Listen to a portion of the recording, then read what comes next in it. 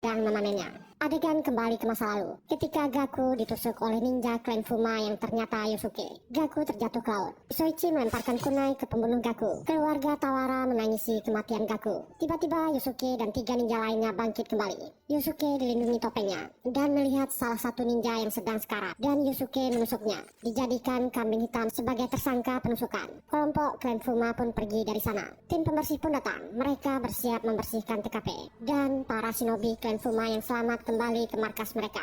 Ketua klan Fuma membuka gulungan suci mereka. Di dalamnya adalah nama pemimpin klan Fuma generasi ke-19, bergelar Shikoku alias Yosuke Sojioka. Dia mengambil topeng suci klan Fuma dan memakainya. Shikoku ingin klan Fuma bersembunyi untuk sementara dalam bayangan. Mereka akan menyiapkan diri agar bisa bercahaya dan menguasai Jepang sekali lagi. Kembali ke masa sekarang, Sawabe pulang ke rumahnya. Dia sangat cemas dengan istri dan anaknya dan memanggil-manggilnya. Tak ada jawaban. Sawabe melihat istrinya sudah tak bernyawa lagi.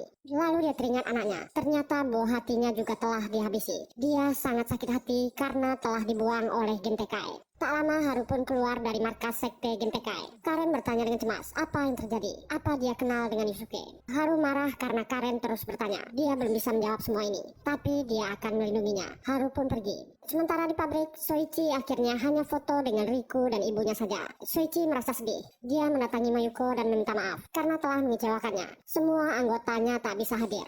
Mayuko merasa itu tak masalah, tapi dia berharap ditraktir oleh bosnya. Soichi tersenyum dan bersedia. Mayuko mengabarkan pabrik sudah menerima bantuan dana dari Dinas Kebudayaan Jepang. Pabrik pasti akan berjalan lancar sekarang. Soichi kaget mendengarnya dan menduga ini pasti ulah istrinya. Yoko melihat daftar panggilan di ponselnya. Dia terus dihubungi suaminya. Dia bingung. Tiba-tiba Matsura menghampirinya. Dia ingin mengajak Yoko makan malam. Yoko bingung karena dia akan pulang. Matsura merasa Yoko menolaknya dan izin pergi dari sana. Ingat dengan misinya, Yoko meminta maaf. Dia ingin bersama Matsura lebih lama. Matsura berpura-pura marah. Dia pergi meninggalkan Yoko. Yoko mengejarnya, memegang tangannya. Dia kembali merayu Matsura. Haru pun diajak ke rumah Karen. Karen ingin Haru jujur tentang dirinya, tapi Haru tetap diam. Karen pun membuka sejarah masa lalunya tentang kebakaran di masa lalu.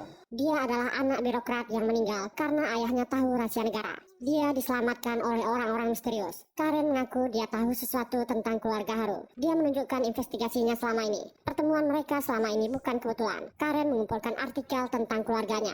Haru melihat semua itu. Dia sangat yakin ada organisasi rahasia di balik kasus-kasus misterius di negara ini. Di sana terpampang jelas tentang orang-orang misterius yang membantu kasus yang tak terpecahkan. Ada foto kakaknya Gaku di sana. Juga ada info tentang keluarga Tawara yang misterius. Semua foto anggota keluarga Haru lengkap di sana.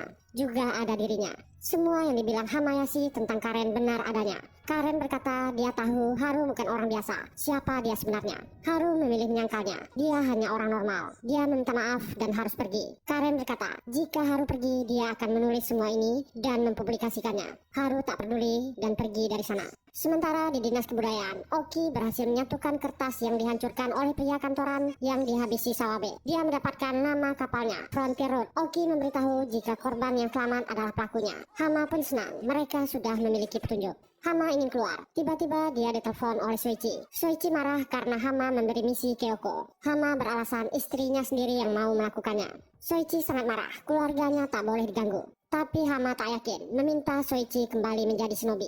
Hama memberitahu, anaknya Haru menolak warisan pabrik sakenya. Anaknya Nagi tetap diam-diam menjadi shinobi berlatih mencuri barang-barang di museum. Dia pasti sadar keluarganya ingin kembali menjadi shinobi. Mereka ingin menyelidiki tentang kematian Gaku. Soichi menutup teleponnya. Nagi kembali menghubungi Ninja Egg. Dia akan menyerahkan gulungan kitabnya. Nagi sangat yakin Ninja Egg adalah kakaknya Gaku. Dia yakin kakaknya masih hidup. Ninja Egg berjanji akan membuka topengnya jika dia menyerahkan gulungan kitab itu. Nagi segera keluar rumah.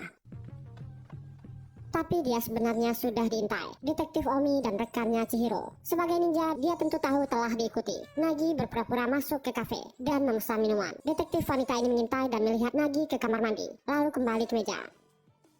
Karena curiga, dia mendekati orang yang duduk. Ternyata itu Kiyotami. Sementara itu, Nagi sudah berada di bis. Nagi sangat yakin Ninja Egg adalah kakaknya. Dia sangat semangat. Tapi ternyata Detektif Omi sudah di belakang bis mengikuti Nagi. Yoko masih bertemu dengan Matsura. Dan ternyata orang ini menyatakan perasaannya ke Yoko. Dia selama ini selalu fokus ke pekerjaannya. Tapi hari ini dia melanggar perintah bosnya. Yoko tetap berpura-pura menyukai Matsura. Orang ini pamit dan Yoko mengikuti orang ini diam-diam. Matsura melewati sebuah terowongan. Yoko ingin memberikan lokasi terkininya ke Hama. Tapi baterai HP-nya habis. Yoko melihat ibu-ibu membawa sayuran. Yoko menggunakan sayuran untuk meninggalkan jejak. Haru sudah menunggu Hama di sebuah jembatan. Hama mendapat informasi dari Haru jika klan Fuma telah kembali. Ninja Fuma yang selamat dari insiden di masa lalu telah menjadi pemimpin klan. Yusuke Sugioka yang menjadi Kotaro Fuma. Hama sudah menduganya. 6 tahun belakangan ini klan Fuma semakin aktif. Tapi dia heran kenapa klan Fuma tak menyerang. Haru juga memberitahu klan Fuma punya mata-mata di kepolisian. Mereka juga tahu tentang dirinya dan keluarganya. Hama bertanya, apa saja yang Karen tahu? Sementara itu, Karen sudah menyelesaikan artikel yang ditulisnya. Hama berkata ke Haru, mereka harus bersiap. Klan Fuma pasti menyiapkan rencana besar. Hama kembali ke kantor dan memberi kode ke Kuze untuk bergerak. Oki berhasil mendapatkan informasi korban yang selamat, yaitu Matsura. Oki yakin Matsura lah pelakunya. Oki memberitahu mereka kehilangan kontak dengan Yoko. Hama jadi khawatir dengan keselamatan Yoko.